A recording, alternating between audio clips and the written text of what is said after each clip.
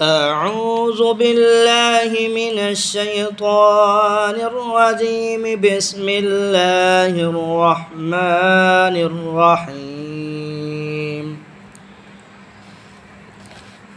ألم تر كيف فعل ربك بأصحاب الفيل؟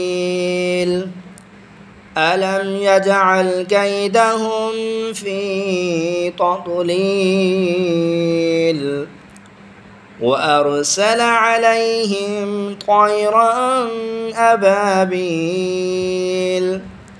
ترميهم بحجارة من سجيل فجعلهم كعصف مأكول. بسم الله الرحمن الرحيم.